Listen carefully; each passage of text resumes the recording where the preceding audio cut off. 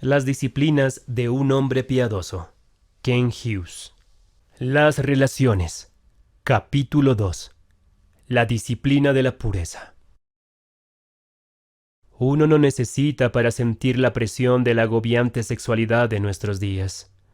Y la mayor parte de la opresión es brutal. Un aburrido recorrido por los canales de televisión al mediodía muestra invariablemente a una pareja envuelto bajo las sábanas de la cama y mucha monotonía sensualista. Pero la presión se ha vuelto cada vez más ingeniosa, especialmente si su propósito es vender. La cámara toma un primer plano, en blanco y negro, de un rostro masculino, apasionado y anhelante, sobre el cual se superpone un destello ambarino que luego se convierte en un encendido frasco de perfume obsesión de Calvin Klein, mientras el rostro pronuncia su deseo. Cuñas comerciales más recientes presentan imágenes cinematográficas con prosa de D.H. Lawrence y de Madame Bovary, de Flaubert, mientras ésta se pasea frente al dormitorio de su ilegítimo amante. El vaho viscoso de la sensualidad lo ha penetrado todo en nuestro mundo. Sin embargo, aun con todo eso, muchos sensualistas quieren más. El profesor David A. J. Richard, de la Escuela de Derecho de la Universidad de Nueva York, que recomienda la libre circulación de pornografía cruda, sostiene que la pornografía puede verse como el medio especial de la sexualidad, como una pornotopía, una concepción del deleite sensual en la celebración erótica del cuerpo, un concepto de la libertad fácil, sin consecuencias, una fantasía del desenfreno reiterativo permanente. ¿Pornotopía? Ya inventaron la palabra. Suena como una nueva atracción de Disney World. Utopía, pornotopía, tierra de fantasía. Absurdo. Pensamos, y lo es, pero dolorosamente a los argumentos de Richard se le está dando hoy consideración seria. No es de extrañar que vivamos en una cultura que exuda sensualidad por todos sus poros.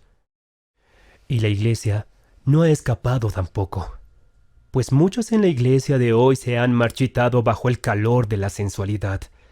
Hace poco tiempo, Leadership Magazine, revista Liderazgo, realizó una encuesta entre 1,000,000 de pastores. Los pastores respondieron que 12% de ellos habían cometido adulterio estando en el ministerio.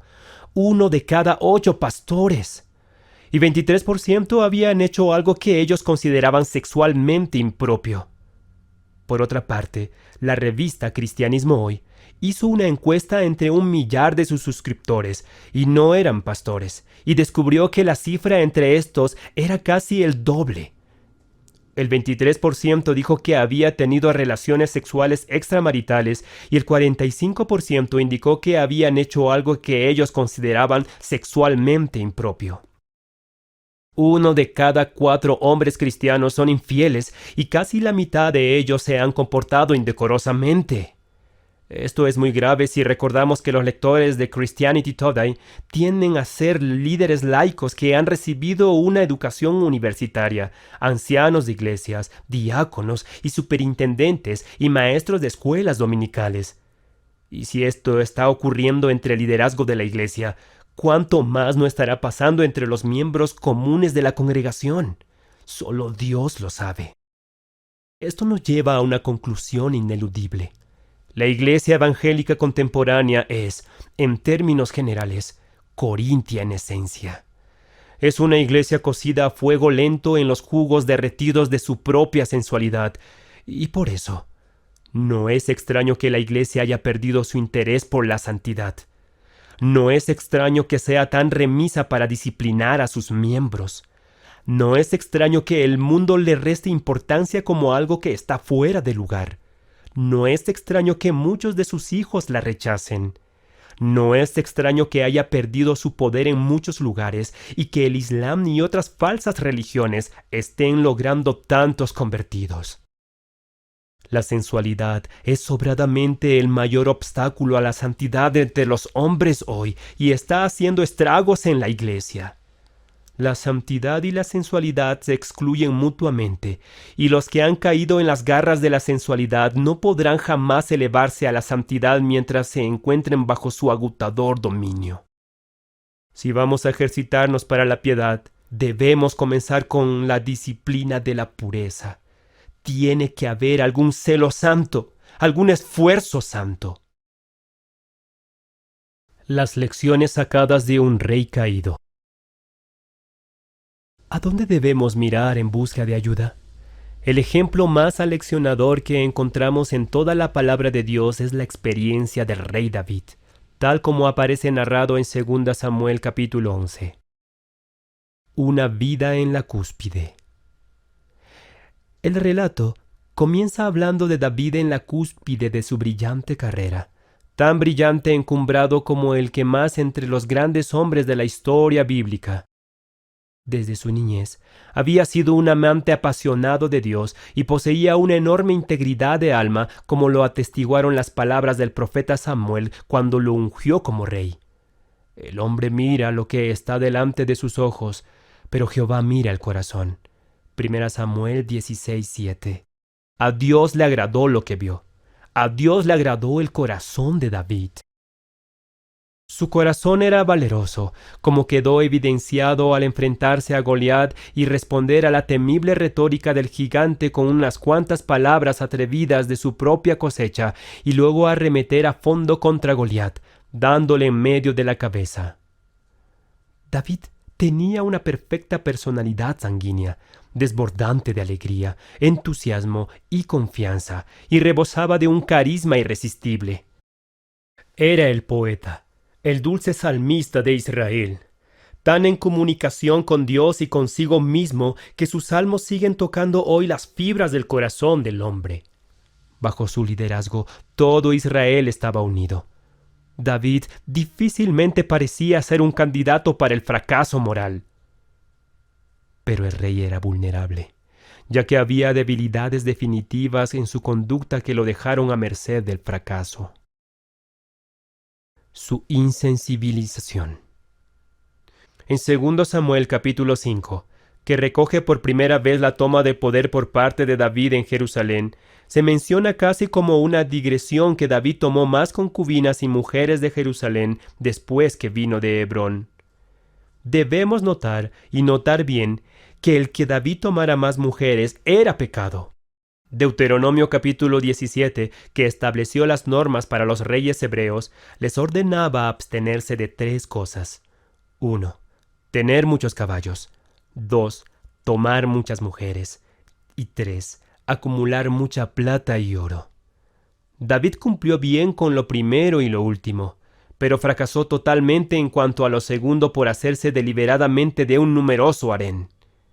Debemos entender que en la vida de David se había enraizado una progresiva insensibilización al pecado con el consiguiente descenso de santidad. La colección de esposas de David, aunque era legal y no se consideraba adulterio en la cultura de su época, sin embargo, era pecado.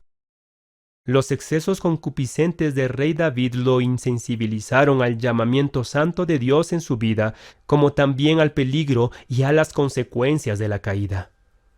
En resumen, la aceptación por parte de David de la sensualidad socialmente permitida lo insensibilizó al llamado de Dios y lo convirtió en presa fácil del pecado funesto de su vida.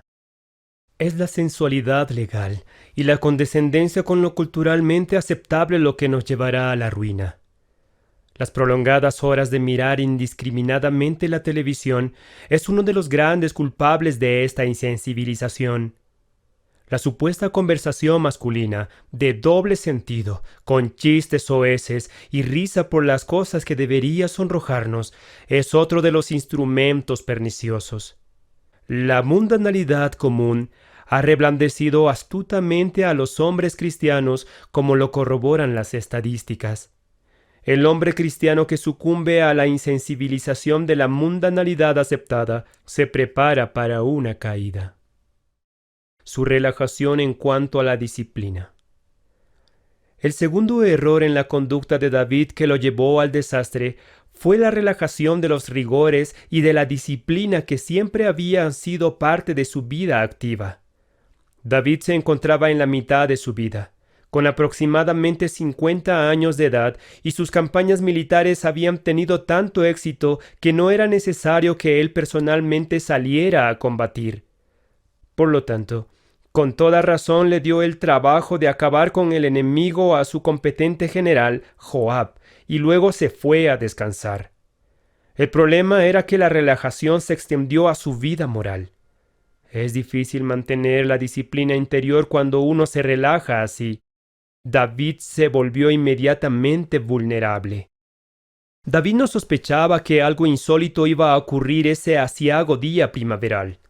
Él no se levantó y dijo: «Madre mía, qué día tan hermoso. Creo que voy a cometer un adulterio hoy». Aprendamos la lección que hay aquí.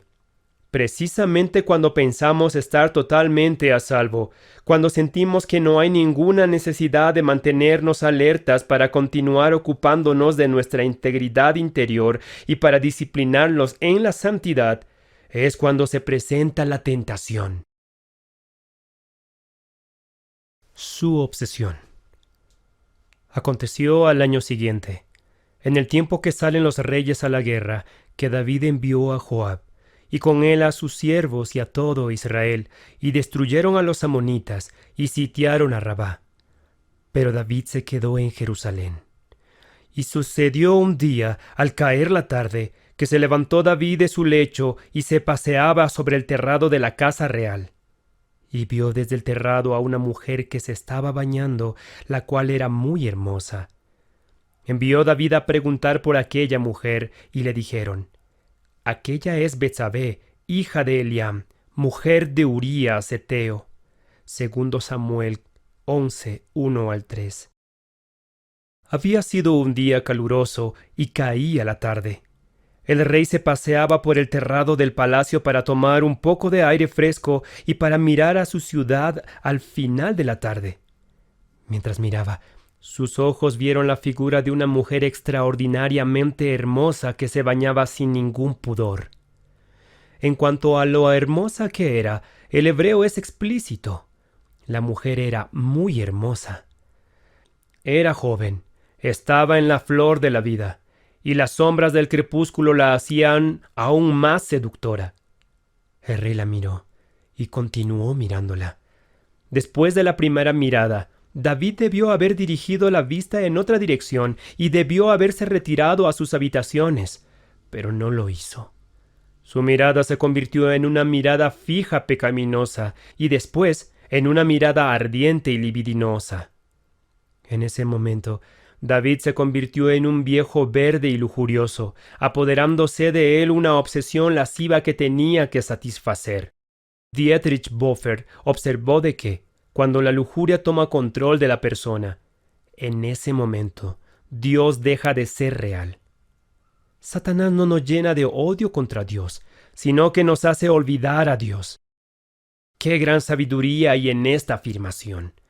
Cuando estamos dominados por la lujuria, la realidad de Dios se desvanece. Cuanto más lascivo se volvió, tanto menos real se hizo Dios para él.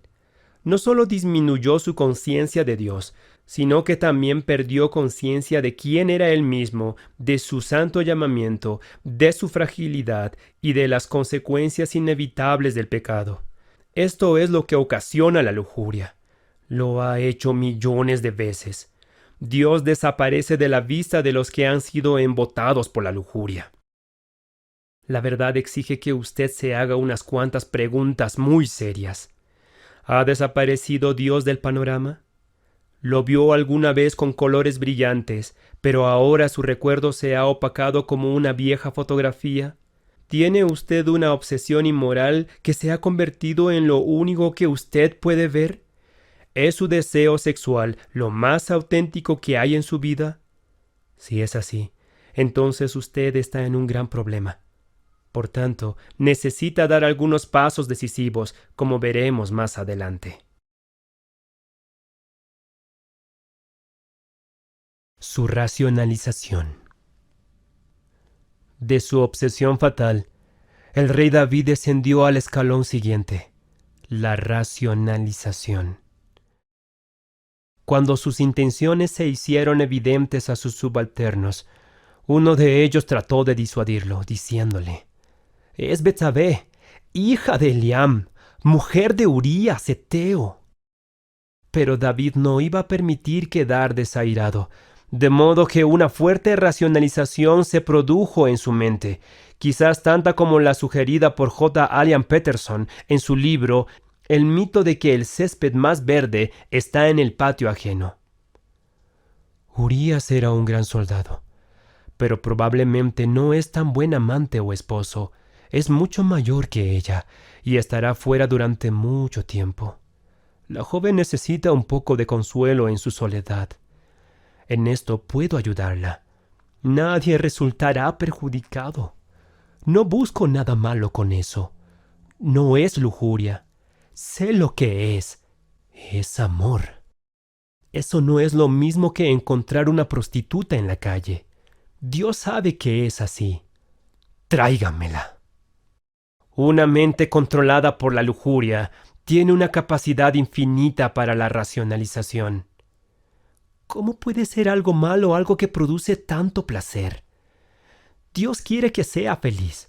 Estoy seguro de que Él jamás me negaría algo que sea indispensable para mi felicidad. Y esto lo es. El asunto aquí es de amor. Estoy obrando con amor, con el máximo amor. En primer lugar, Dios jamás estuvo de acuerdo con mi matrimonio. Los cristianos y sus estrechas actitudes condenatorias me tienen harto. Me están condenando. Ustedes son mucho más pecadores que yo. Su degradación, adulterio, engaño, asesinato. La progresiva insensibilización, relajación, obsesión y racionalización de David lo llevaron a uno de los fracasos más grandes de la historia y a su degradación. Y envió David mensajeros y la tomó, y vino a él, y durmió con ella. Luego ella se purificó de su inmundicia y se volvió a su casa. Y concibió la mujer, y envió a hacerlo saber a David, diciendo: «Estoy encinta». Segundo Samuel 11, 4 y 5.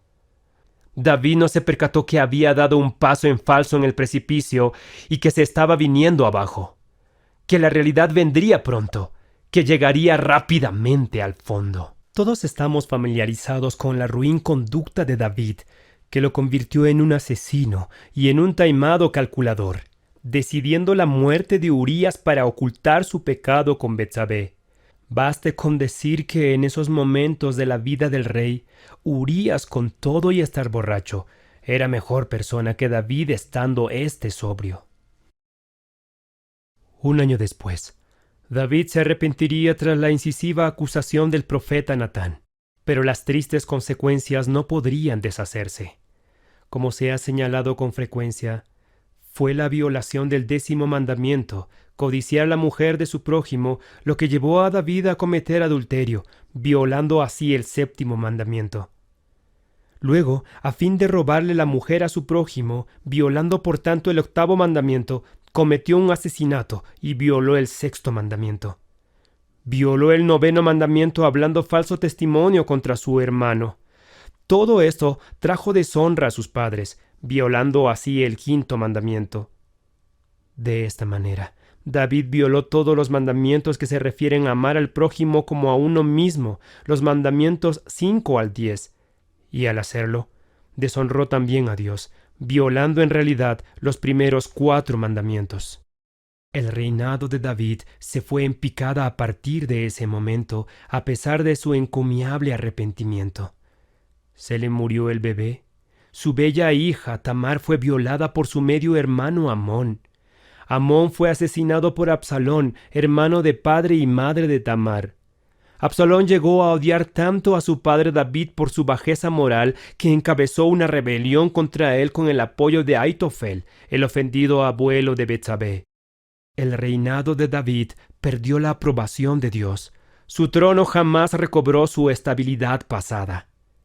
Debemos aceptar que David jamás habría dado más que una mirada fugaz a Betsabé si hubiera podido vislumbrar los desastrosos resultados de su pecado. Creo de todo corazón que serían muy pocos los hombres si es que hubiera alguno que se apartaría de la palabra de Dios si pudiera ver lo que eso acarrearía. La historia de la catastrófica caída del rey David ha sido dada por Dios y debe tomarse seriamente por la Iglesia en esta época corintia, como una advertencia a la patología de los factores humanos que conducen al derrumbamiento moral. La insensibilización que se produce por la mundanalidad tradicional de la cultura, el síndrome fatal que se produce por la relajación moral de la disciplina, los efectos ofuscantes de la obsesión sensualista, y la racionalización con la que tratan de justificarse los que están dominados por la lujuria. En el caso de David, el ciclo incluyó además adulterio, engaño, degradación familiar y decadencia nacional.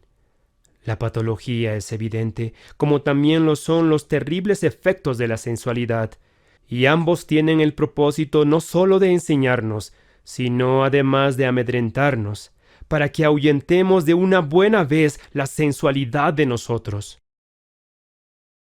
La voluntad de Dios, la pureza sexual. A veces hay personas que se consideran cristianas, que sencillamente no creen lo que estoy diciendo en cuanto a la pureza sexual. Consideran que tal enseñanza es victoriana y puritana. Victoriana no es, pero enormemente puritana sí lo es, porque es sumamente bíblica. Para responderle a estas personas las dirijo al llamado más explícito en cuanto a la pureza sexual que conozco, que se encuentra en 1 Tesalonicenses capítulo 4 del versículo 3 al 8. Pues la voluntad de Dios es vuestra santificación, que os apartéis de fornicación, que cada uno de vosotros sepa tener su propia esposa en santidad y honor, no en pasión de concupiscencia como los gentiles que no conocen a Dios, que ninguno agravie ni engañe en nada a su hermano, porque el Señor es vengador de todo esto, como ya os hemos dicho y testificado. Pues no nos ha llamado Dios a inmundicia, sino a santificación. Así que, el que desecha esto, no desecha a hombre, sino a Dios, que también nos dio su Espíritu Santo. Si la lectura de este pasaje no es lo bastante convincente en cuanto a la ética bíblica, debemos comprender que se basa en Levítico 19:2, donde Dios dice: «Santos seréis, porque santo soy yo Jehová vuestro Dios».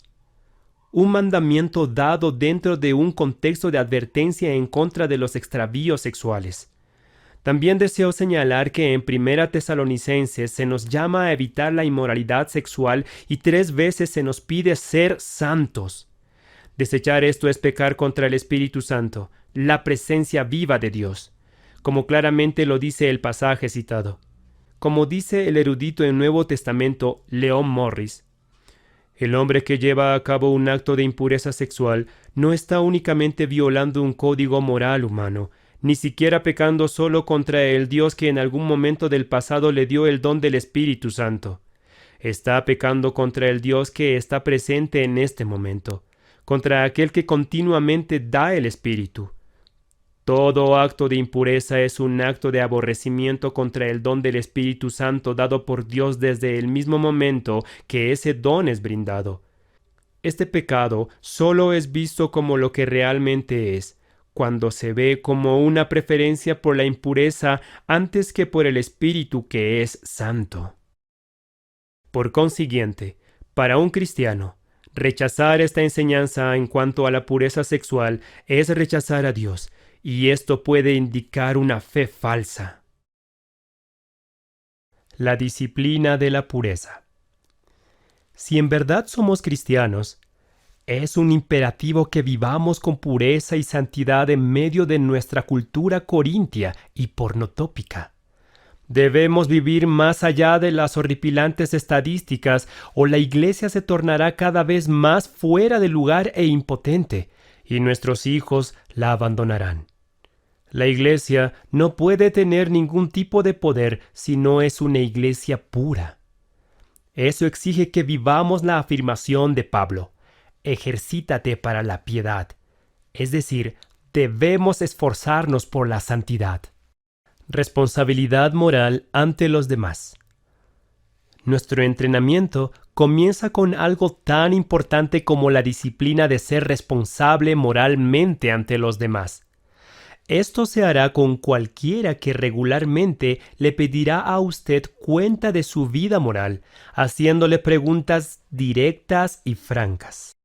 Si usted es casado, debe idealmente utilizar a su esposa para esto, pero también le sugiero que se busque a otro hombre, uno que no le dé cuartel en cuanto a asuntos sexuales. Usted necesita a alguien de su mismo sexo que comprenda su interioridad sexual, alguien con el cual usted pueda ser absolutamente sincero, a quien pueda confesarle lo que lo tienta y atrae. Usted necesita a alguien que lo ayude a vencer y a mantener su alma fiel a Dios. La responsabilidad moral recíproca es lo ideal. A este respecto, pienso en cierto vendedor que mantiene regularmente responsabilidad moral a través del teléfono con otro vendedor cristiano, y aún busca la forma de hacer coincidir sus itinerarios para estar juntos en las ciudades a las que van al mismo tiempo. La oración. Junto con esto, está la disciplina de la oración. Hay más de esto en el capítulo 8. Ore diaria y concretamente por su pureza sexual personal. Me asombra que sean tan pocos los hombres que, teniendo interés por su vida, se ocupen de orar por esto. Pídales a su esposa y a sus amigos que oren por usted con respecto a esto, y ore usted por los demás en este sentido. No espere que se lo pidan. Ore por la pureza sexual de sus amigos también. Ellos lo necesitan tanto como usted. La memorización. Luego, llénese de la palabra de Dios mediante la disciplina de la memorización. Nuestro Señor dio el ejemplo por excelencia al rechazar las tentaciones de Satanás utilizando 4 citas precisas de pasajes del Antiguo Testamento. Mateo, capítulo 4, 1 al 11. El salmista, por su parte, dijo: ¿Con qué limpiará el joven su camino? Con guardar tu palabra. Salmo 119, 9. En mi corazón he guardado tus dichos, para no pecar contra ti. Salmo 119, 11. Se estaba refiriendo, naturalmente, a toda la palabra de Dios, no solo a los pasajes que tienen que ver con la sexualidad.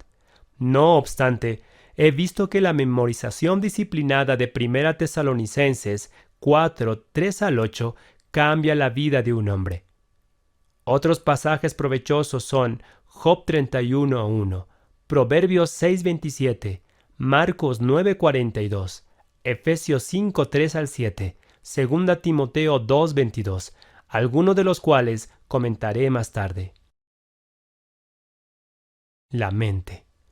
La disciplina de la mente es, por supuesto, uno de los retos más formidables, tema que analizaremos más detalladamente en el capítulo 6. Las Escrituras presentan, por lo general, a la disciplina de la mente como la disciplina de los ojos. Es imposible que usted mantenga una mente pura si todo el tiempo no discrimina lo que ve en televisión. En una semana, usted verá más asesinatos, adulterios y perversiones que todo lo leído por nuestros abuelos a lo largo de toda su existencia. Aquí es donde se hace necesaria la acción más radical. Jesús dijo: «Y si tu ojo te fuere ocasión de caer, sácalo. Mejor te es entrar en el reino de Dios con un ojo, que teniendo 2 ojos ser echado al infierno». Mateo 9:47. Ningún hombre que permita que la podredumbre de ciertos canales de televisión, de videos para adultos y de diversas revistas de pornografía inunde su hogar y su mente, escapará de la concupiscencia. Job nos ha dejado orientación para los días que vivimos. Este compromiso establecí con mis ojos: no mirar lujuriosamente a ninguna mujer. Job 31:1. ¿Cómo cree usted que viviría Job en nuestra cultura actual? Él entendió la sabiduría de Proverbios 6:27. ¿Tomará el hombre fuego en su seno sin que sus vestidos ardan? El compromiso de Job prohibía una segunda mirada. Eso significa tratar a las mujeres con dignidad, mirándolas con respeto.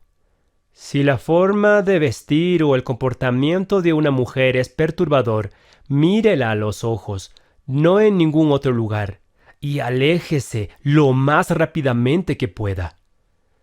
La mente abarca también la lengua. Véase capítulo 11 de este libro, porque, como Jesús dijo, de la abundancia del corazón habla la boca. Mateo 12:34. Pablo es más específico. Pero fornicación y toda inmundicia o avaricia, ni aun se nombre entre vosotros como conviene a los santos, ni palabras deshonestas, ni necedades, ni truhanerías que no convienen, sino antes bien acciones de gracias. Efesios 5:3 y 4. Significa que no debe haber humor sexual, ni chistes de mal gusto, ni vulgaridades, a los cuales están tan propensos muchos cristianos para probar que no están fuera de onda. Los límites. Ponga límites alrededor de su vida, sobre todo si trabaja con mujeres. Evite la intimidad verbal con las mujeres, a no ser con su esposa. No le revele intimidades a otra mujer, ni la inunde con sus problemas personales. La intimidad es una gran necesidad en la vida de la mayoría de las personas, y hablar de asuntos personales, especialmente de los problemas propios, puede llenar la necesidad de intimidad que tiene la otra persona, despertando su deseo de más intimidad. Muchas relaciones extramaritales comenzaron de esa manera. Hablando ahora a un nivel práctico, no toque a las mujeres. No las trate con el afecto informal con que trata a las mujeres de su familia. Son muchos los desastres que comenzaron con un toque fraternal o paternal que se convirtió después en un hombro comprensivo. Usted puede aún tener que correr el riesgo de ser erróneamente considerado como distante o frío por algunas mujeres. Siempre que usted coma o viaje con alguna mujer, hágase acompañar por una tercera persona. Esto puede ser incómodo, pero brindará la oportunidad de explicar sus razones, lo cual, en la mayoría de los casos, le ganará respeto en vez de censura. Muchas de sus colegas de trabajo se sentirán así más cómodas en su trato profesional con usted. Nunca coquetee, ni siquiera en broma. El flirteo es intrínsecamente halagador. Usted puede pensar que resulta simpático, pero eso a menudo despierta en la mujer deseos no correspondidos. La realidad. Sea realista en cuanto a su sexualidad. No sucumba a la vana prédica gnóstica de que usted es un cristiano lleno del Espíritu Santo que nunca haría cosa semejante. Recuerdo muy bien a un hombre que, con suma indignación, tronaba que él estaba a salvo del pecado sexual, pero cayó pocos meses después. Enfrente la verdad. Así como cayó el rey David, usted también puede caer. El temor a Dios. Por último, está la disciplina del temor a Dios. Esto fue lo que ayudó a José a rechazar las tentaciones de la esposa de Potifar. ¿Cómo pues haría yo este grande mal y pecaría contra Dios? Génesis 39:9. También le ayudó a oír. Huye también de las pasiones juveniles y sigue la justicia, la fe y el amor y la paz con los que de corazón limpio invocan al Señor. Segunda Timoteo 2:22. La presión de nuestra cultura nos oprime con sus obsesiones y sus racionalizaciones sexuales, y muchos en la Iglesia de Cristo han cedido bajo su peso, tal y como lo demuestran las estadísticas. Para no ser parte de esas estadísticas, hay que esforzarse disciplinadamente. ¿Somos hombres de verdad? ¿Somos hombres de Dios? Quiera Dios que así sea.